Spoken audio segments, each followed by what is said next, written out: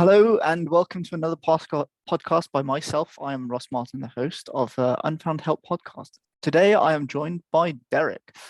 Derrick, he is the founder of Shelby Row Productions and hosts a podcast himself, actually. It's called Podlogics, which in Podlogics, they discuss podcasting for creators and producers. Welcome, Derrick, and thank you for joining me today. Thanks for having me, Ross. I appreciate it. Good to be here. Most welcome. I was just saying that I like to pick at people's brains sometimes and see why they write certain things on their websites or emails. When I ask people to, some people they ask to join my podcast, or sometimes they just directly book in on my calendar, and Derrick booked in on the calendar and he wrote something. So when I ask people to do that, I ask them to give me a little bit of information about themselves. And when introducing himself in the booking, he said, and he used the word solopreneur. Now, many others describe themselves usually as entrepreneurs or businessmen or businesswomen, and they use those types of descriptive words. Now, I'd like to ask you, why did you selectively use the word solopreneur to describe yourself? I don't know when I first heard that term, but I really like it because that's how I started. Basically, I guess it's more specific. I'm an entrepreneur. This is before I started my agency. When I first started, I was an entrepreneur and it was just me. Like, I had to handle everything, all the services I was trying to provide to my client. Running it like a business in the sense of still invoicing. I wasn't an actual LLC or a licensed agency yet, but you have to wear all hats.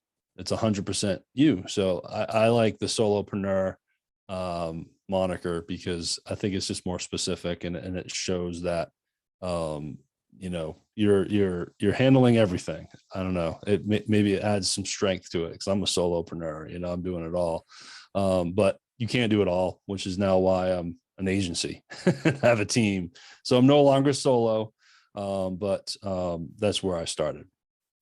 So when did you start your journey of, let's say, solopreneurship, or leading into now your entrepreneurship and businessmanship, if you want to say?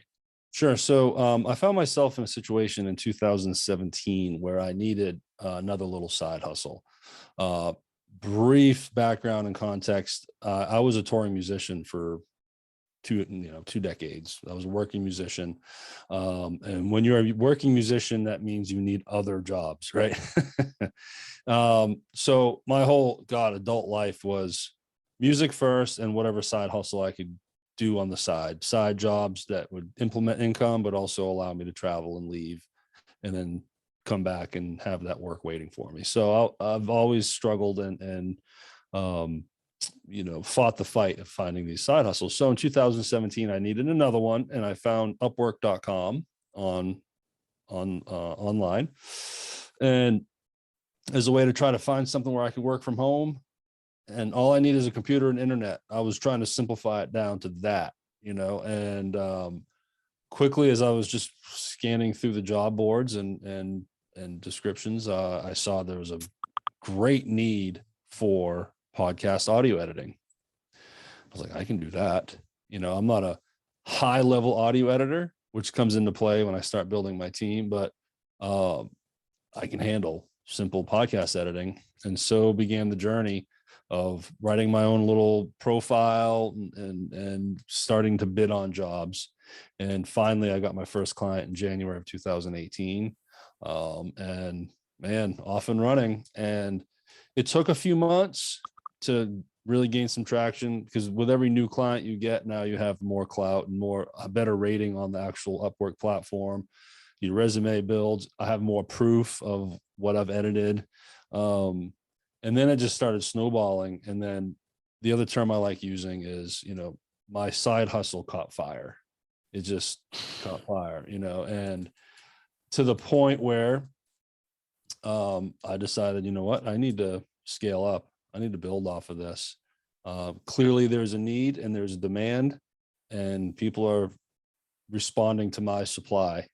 So let's take this to the next level. So in 2019 is when I actually made it a licensed business, called it Shelby Row Productions, and hired my first editor. So you started that around mid 2019 with your first editor, which is good. And where are you now? We're just into around 2022 essentially. So from 2019, say until last year, has your team grown? What services do you provide people with your production of podcasting?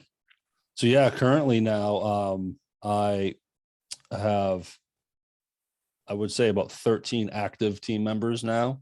They're all contractors. I don't have any full-time employees. So some contractors are busier than others, but I have a team of people around me that can provide services that I couldn't. And that was part of the reason why when I scaled up and wanted to build a team, the first thing I did was hired someone that would take work off of my plate. So I hired an editor, because to that point, that was the whole business. All I was doing was editing. And so I did that to relieve myself of work, hence, giving myself more bandwidth to then try to get more clients. But then quickly I also knew that up to that point, I was getting a lot of interviews from clients that were asking for things that I could not provide. My resume was getting better. I was starting to get better interviews. And with that, they wanted higher level production. They wanted some graphic design that comes with podcasting. They want someone to transcribe the audio. They wanted someone to write the show notes, things that I just can't do, not well enough to be able to sell it legitimately. So then I started hiring contractors that can handle all those little things. So rather quickly, I went from a team of one to probably a team of 4 or 5. And that was good for a little while.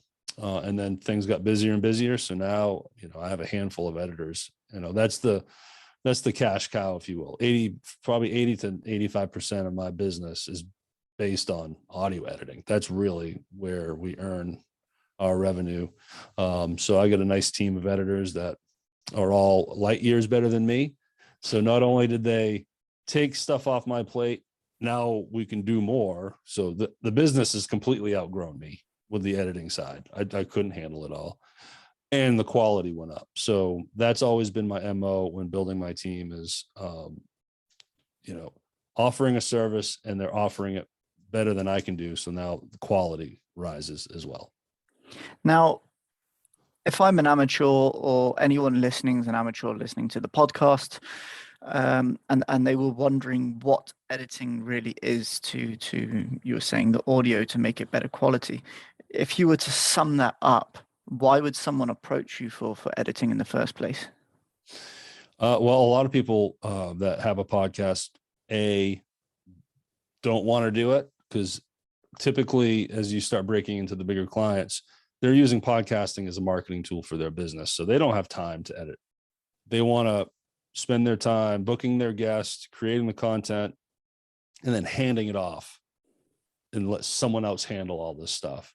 And so in terms of editing, it could be one of those two things. They don't want to do it, or they just don't know how. So they go on Upwork, or they search out editors, and then that way they have someone that will clean up the audio, make it sound full with optimization, but also edit out a lot of filler words. There's a term called scrub editing, where you just scan through the whole audio file and take out the ums and ahs and what we call filler words. And then sometimes a client will give us some timestamp notes. Hey, can you take out this chunk here and that chunk there? I don't really like it. I want to trim it down from 45 minutes to 30 minutes. Cool. We take the notes.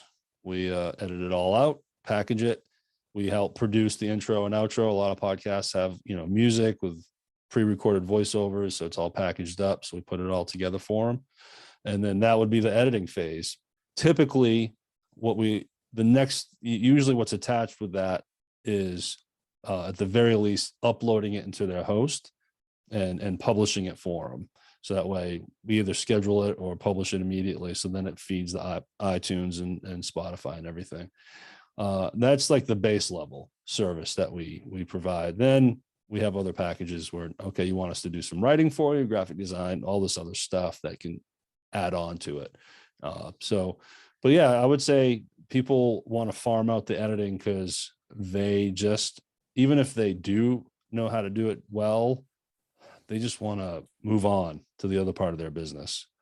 My business is podcasting, so it's number one. Often my client, their podcast is down the list of their priorities because it's just a piece of their business. So they just want to record and hand it off. So that's where we come in, and that's what we love doing for people. So you do a lot of the editing and managing, but that's purely just for the podcast side. You don't work towards the marketing of podcasts or anything like that. Right. So early on, as a young entrepreneur, when I made the flip from solopreneur, right, I felt like I needed to try to provide everything. And what I found is that can be harmful, that can be detrimental, because now you're spreading yourself thin. And rather than really being awesome at these 5 things, you're okay because now you've added another few things that necessarily doesn't click. So I realized that social media management, but then next level branding and finding the marketing story and how to really promote a podcast was just kind of out of our wheelhouse. I had attempted to find some people to bring in to my team that could do that, but it turns out it's really expensive. You know, the people that really know how to do that are their own businesses. They're not necessarily a contractor that just wants to join my team. And it's expensive, you know, but you're getting professionals that really know what they're doing. So I decided, you know what, I'm not going to even try to provide that service.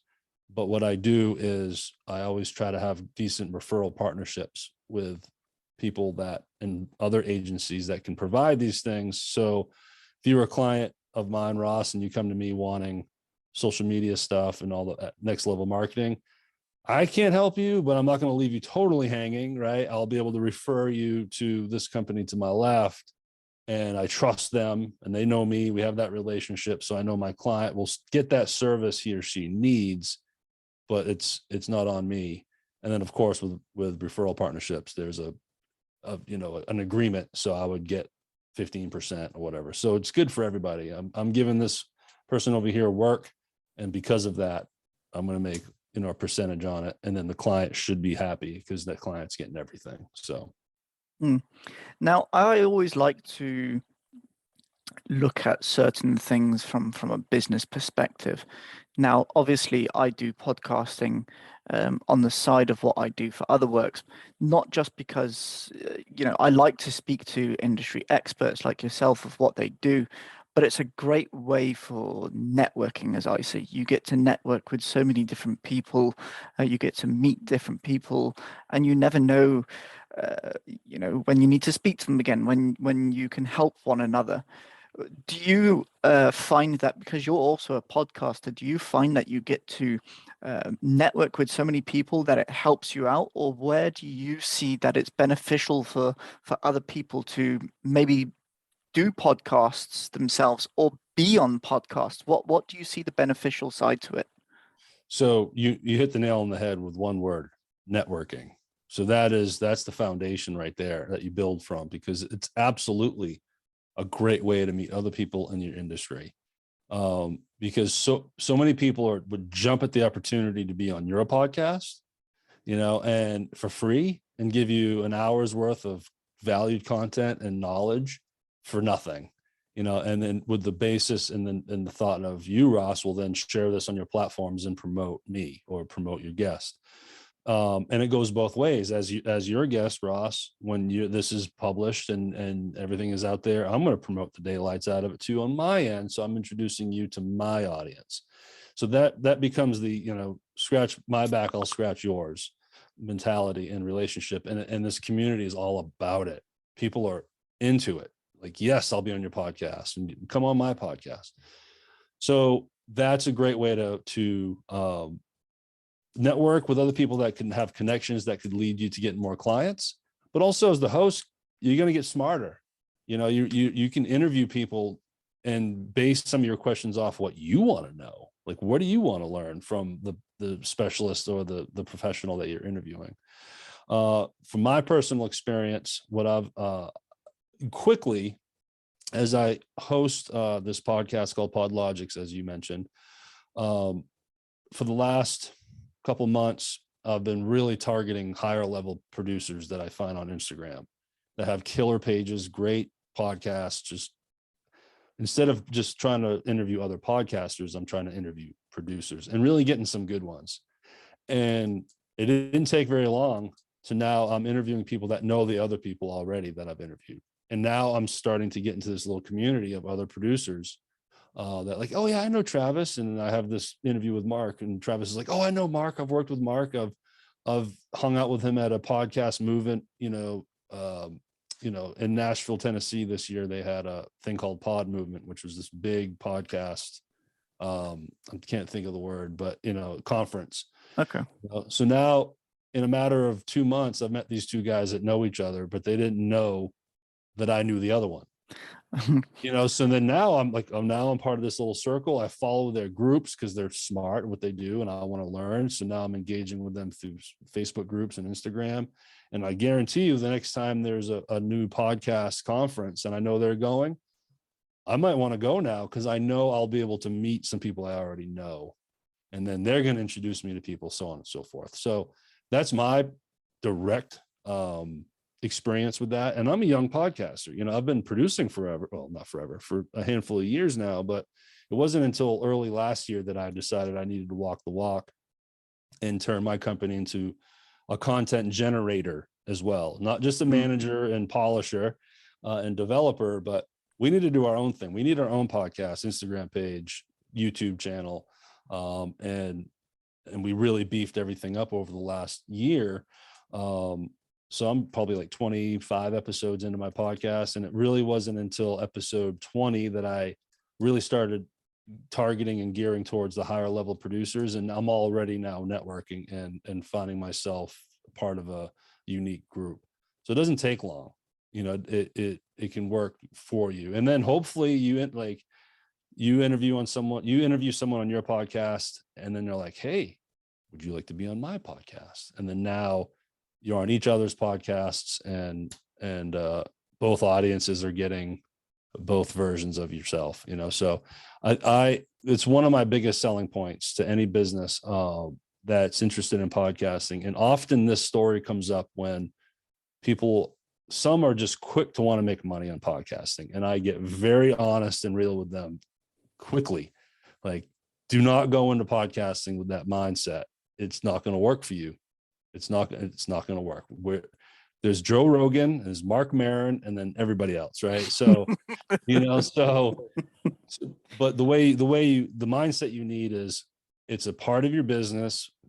Even if you're a solopreneur, if you're a solopreneur photographer and you do a podcasting about photography and you're interviewing other photographers, the networking, and then you might finally make a connection that will then bring in some revenue because you got a new client through this connection, and that's your monetization. Now you just gained revenue to your business that stemmed directly from that podcast. So that's how I try to frame it for people. And it usually clicks, like, oh, okay, I get it now. Because if you're a brand new podcaster and you're expecting to monetize through ads, I hate to break it to you, but I mean, no one's going to take you a very long time. Yeah, no one's paying advertising for a podcast that gets 30 downloads an episode, and when you start out, that's exactly what you're going to get. It just is what it is. So I'd never, ever sell or promise anything on anyone. Like, can you help me get tons of downloads?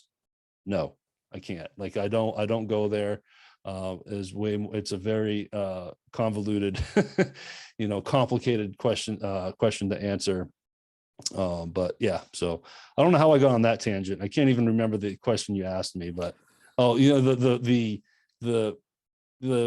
good side of why people should podcast, and that's it right there. The networking and meeting other people in your industry is key. It's such an easy, cool way to do it because so many people want to cooperate with you as well. They want to be a part of it. So Yeah, the whole sort of question was, why should businesses and why should people maybe start it for the businesses? Like you were mentioning, it's don't get into it if you think it's just for the money. There's not, you're not going to directly earn money from podcast itself, but like you were saying, it's going to branch off from there, whether it's from the people you make the money from the networking.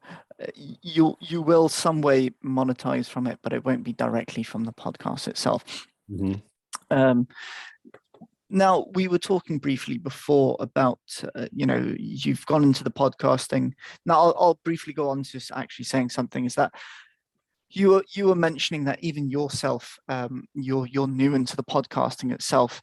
You have always been a producer. Now, uh, podcasting, it's like any, business. Essentially, is slightly a bit of a business on its own. It's that constant learning pattern. You're always learning, and Mm-hmm. every episode, essentially, you're learning how to do something better, which is great.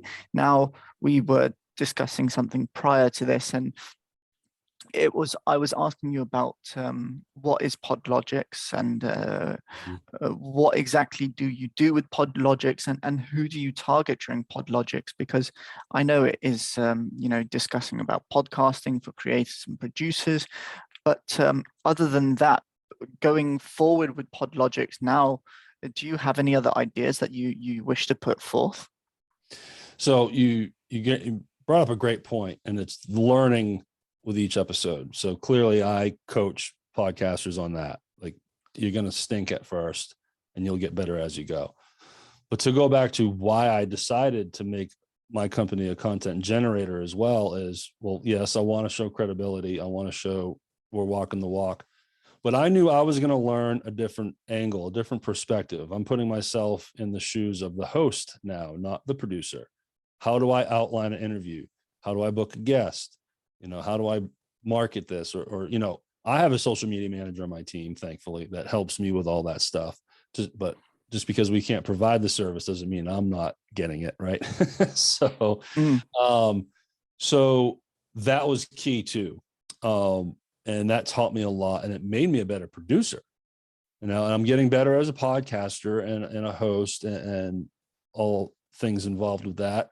Our content, the way we push it out, the way we package it is getting better and better and better.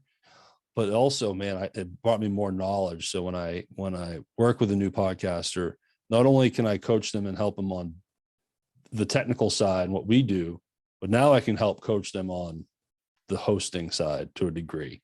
And that was the other piece of this, was I wanted it to up my game as far as a producer, and it worked. And it's still working. And now we have a nice little system within my team, and now we're pushing out content on a regular basis, a slower frequency. 2021, the podcast was bi-weekly, so twice a month or every other week. And I slowed it down for this year. I'm doing it just monthly. But pulling from it, if I'm to go on a little side tangent here, the other benefits of podcasting is it gives you this nice foundation of content that you can pull from and clip things out of and use for your social media. So I drop one episode a month, but I promote it every week. I promote that episode every week. So so that's something that a lot of clients ask about, is frequency, how often to publish episodes and whatnot. I don't want to bury everyone in the weeds here and fall too far from the question here. But yeah, for me personally, it was also to garner a learning experience, to the point where, as we talked in the little pre-interview we had, I've now been able to take that knowledge, and I found myself in a position and an opportunity to start a podcast for my community, and a second one. And if it wasn't for all that experience I worked through last year, I wouldn't have really felt comfortable doing what I'm fixing to do, which we can talk about if you want to talk about it. But that's the other thing. So, yeah, so gaining knowledge through podcasting for me was key. Yeah, you were talking about the second podcast that you want to do for your community. Um, you are wanting to do that to try and help your community.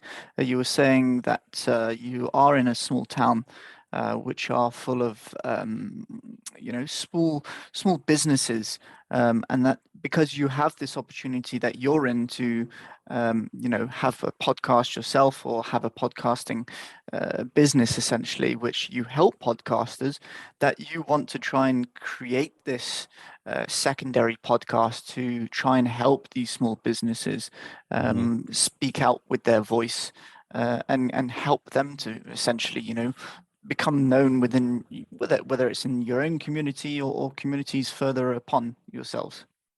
Yes. So this is a story that helps.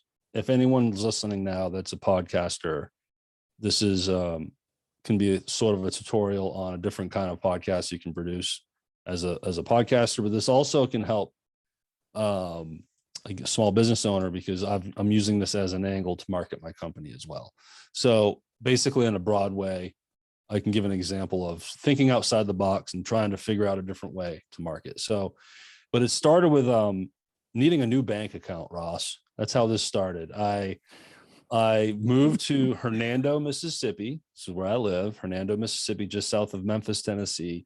And it's a 17,000 person city. So it's really small, and it still has an old school feel to it. It's great. Over 100 small businesses here that are the community supports. And it's just very unique. And I love this place. And that's why I live here. Great schools for my daughter. Mm. So I wanted to change banks to get here locally. And the gentleman I meet, the banker that got me all my accounts I started working with, discovered, well, wow, your business is pretty cool. Like, you're in a podcast business? Great. I'm like, yeah, and now for the first time, someone locally knows what I do. Like, my business, I should have said this on the front end. My business is totally virtual. Like, I work with clients. My whole team's virtual. I've only met one team member in person in the last 2 years, right? So and we just got to talking, and he had just started a Facebook page for the community called The Real Hernando, as a way to really try to spotlight the good side of the city. There's other Facebook groups that are trying to do that, but then you have people that just come in and complain about politics, and it just turns into, a mess. So we're trying to avoid that. So he and I just started talking, and I was like, well, maybe I could start a podcast to parlay with this page. Would you be down with working for me with that? He's like, yes. Also, turns out this guy knows everyone in town. He knows all the business owners. He's an integral person in the community. So that became my connector. That's what really sealed the deal. I was like, oh, now through him, I have access to everybody. So I was like, this is worth a try, and then investing money in and building towards this. So this all went down last summer, and started working on the website, planning the podcast, planning buying equipment to make these interviews, started booking guests, and then finally recorded a few interviews with some local business owners. There's an awesome ice cream shop here called Area 51 Ice Cream. There's a little boutique guitar store. I interviewed the guitar store owner, and now we're launching next month on February 8th. So that's a cool podcast. Now to the podcasters. What this podcast is a story-based podcast. There's a difference. You have podcasts that are really based on giving information, content, top 5 things to do here. I'm interviewing a guy in PodLogix because he's awesome at monetizing. Okay, great. That's what we're talking about. I don't really need the backstory of this person. We're talking about information. But then you have story-based stuff where I'm sitting down with the business owner, and we're not talking about how to start a business. We're going to talk about their business, but it's not a tutorial. It's the story behind the business. Everyone goes to Area 51 Ice Cream because their ice cream is amazing. But who are the owners? What's their story? Yeah. So I interview them. It turns out, their story is amazing, how they started the business and all the things they had to get through. And it's like, people need to hear that. So now I'm getting the story. I have something to promote. So it's helping their business, but it's introducing the person to the community. Even though all the business owners kind of know each other, there's 16,899 other people that don't in the city. So let's talk to them. And then the overall thing, I'm doing all of that now to the businesses is, okay, what a great way to now promote my business. People are meeting me directly. Who am I working with? Business owners that could use podcasting. And first episodes sponsored by, this episode was sponsored by Shelby Row Productions. And it's just going to push my name out there personally, my business name, build these relationships, and then really hope to then going back to monetization as a way to earn money podcasting. This opportunity is going to allow me to have a chance to monetize through sponsorships, businesses that want to support it, because I'm coming in trying to help the community. I wouldn't have been able to do any of that or have any kind of knowledge to back any of this up if it wasn't for the last 2 years of being a producer. So moral of the story is, I worked my tail off to build what I built. And then I finally came to an opportunity to do something really big. And I had the courage and knowledge to dive in. There's still a lot of unknowns there. There's still a lot of room for failure because I don't know. But that's cool. You want to keep going towards the things that are difficult because that means it's challenging. But yeah, so. But it also means there's growth, which is Yes. good. I'm using this as a way to grow my business. I hope exactly my revenue jumps 20%, by the end of the year. And hopefully it's because of the Real Hernando podcast. And let's say I don't get sponsorships though, Ross. I get one business that hires me to do a video for them, or they want to do a podcast. Bam, there you go. That wouldn't have happened without that podcast. Well, exactly. It's not just that. You were saying that if it's one business owner, they have now, potentially 16,999 other listeners. They have to remember that because they're so used to being in that small town. And I don't know America very well, but maybe a lot of them haven't ever left the town in quite some time, and they're not used to saying doing online business and stuff. Your podcast can reach a larger audience. It can reach the outer towns. It can reach the county or the state or so the audience can start reaching larger places and hopefully bring in different visitors to your town and stuff if you start thinking of it in a larger picture. So there's always the bigger picture to a small start, if you want to say, but growth is always the key to anyone. We'll see.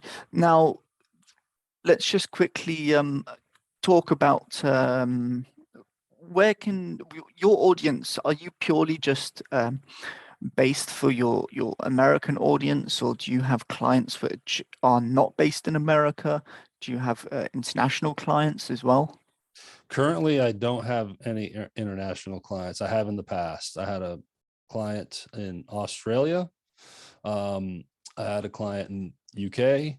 And then for a while, I had a client in Dubai, which was really cool. The tricky part is time zones. When I have a client in Australia and it's business hours for them and there's an issue and they're emailing me, it's 3 a.m. my time. So, so that gets a little tricky in trying to plan meetings and stuff. But yeah, I've been fortunate to be able to reach around the world, and that's what's so cool about the day and age we live in with Zoom. You can just do so much virtually. It really is awesome. I love being able to have the flexibility to work from home. It's awesome.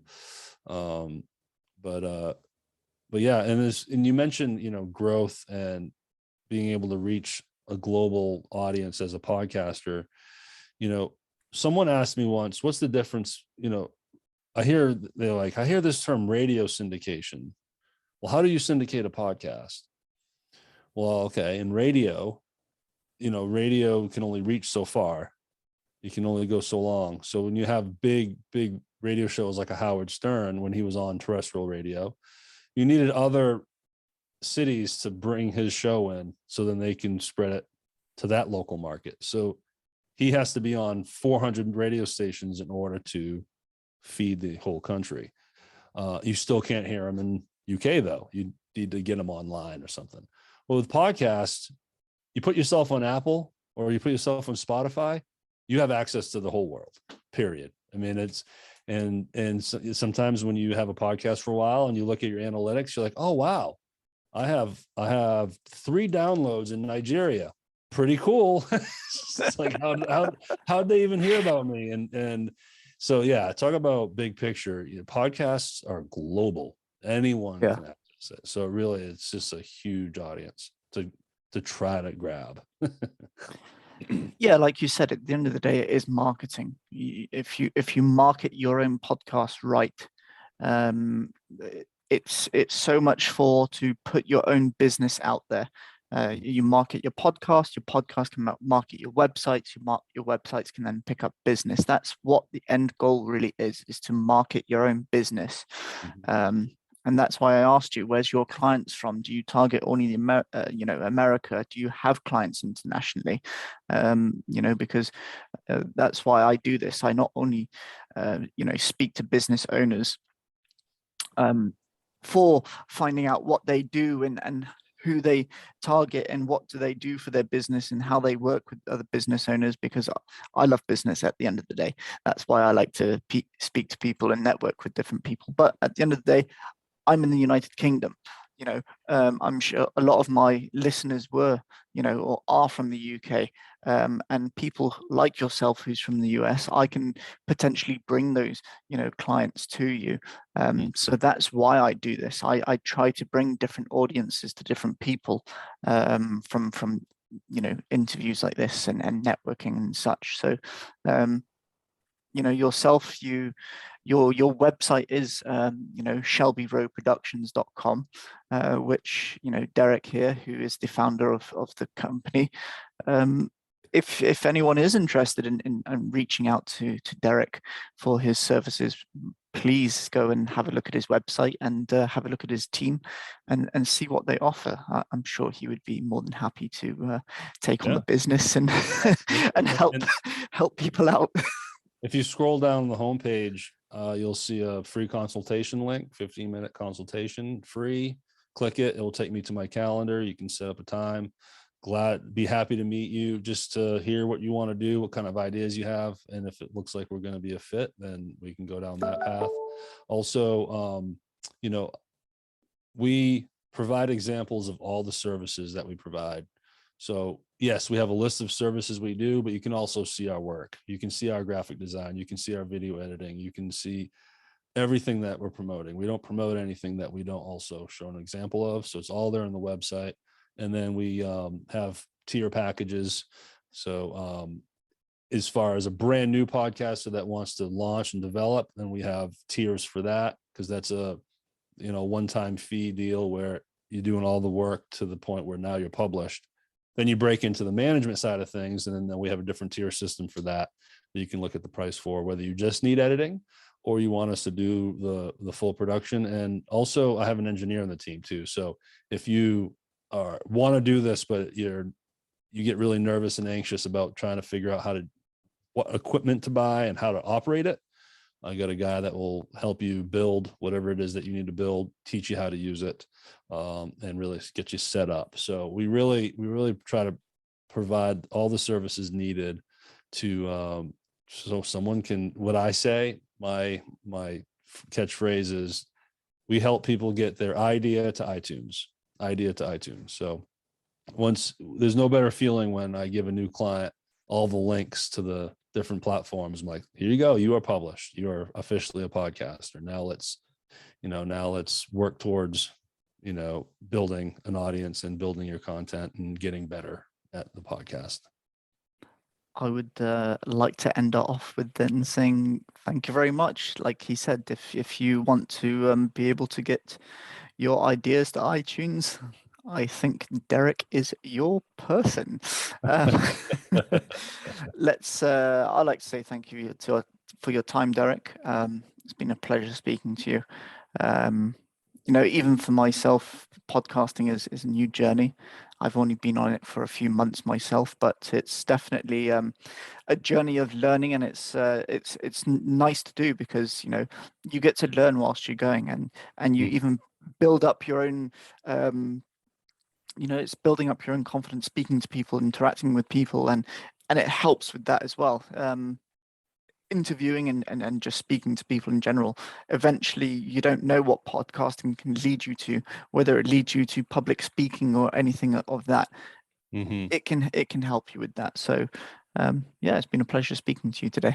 Likewise, Ross. It's been a fun, hour, and it goes by quick when you have a nice conversation with someone. So I appreciate your time. Thank you.